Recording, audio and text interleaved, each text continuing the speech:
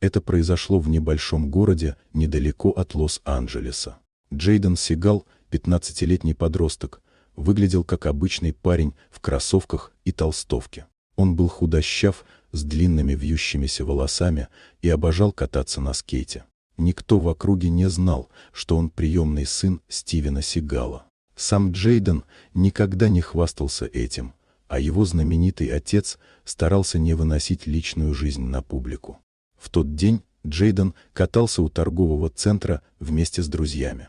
Охраннику не понравилось, что подростки скользят по перилам, и он вызвал полицию. На вызов приехал офицер по имени Брайан Холт, мужчина лет 40, с агрессивной манерой общения и усталостью от жизни, которую он срывал на окружающих. По словам очевидцев, офицер с самого начала повел себя грубо. Он кричал, требовал документы, обвинял подростков в нарушении порядка.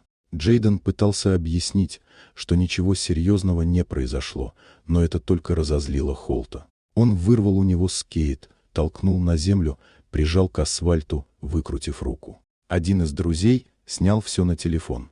В отделении полиция быстро поняла, что парень не совсем обычный. Фамилия Сигал не прошла незамеченной. Через 2 часа в участок приехал адвокат, один из тех, кого нанимают люди из Голливуда. Документы были предъявлены, видео передано в прессу. Вскоре сам Стивен Сигал прибыл в участок. Он не кричал и не угрожал. Он просто оформил жалобу, нанял пресс-службу, и дело пошло по своему юридическому пути. История вскоре просочилась в медиа.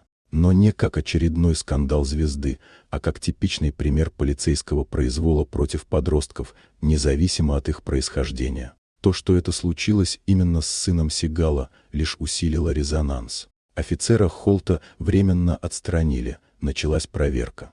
Стивен не давал интервью, но сделал пожертвование в фонд, помогающий молодежи, пострадавшей от насилия со стороны полиции. Джейден восстановился, но стал более закрытым. Он продолжал кататься на скейте, только теперь в специально отведенных зонах. Никто в участке в тот день не знал, чьего сына прижали к асфальту. Но позже это знание заставило многих задуматься не о звездных связях, а о том, сколько других ничейных подростков проходят через то же самое просто молча.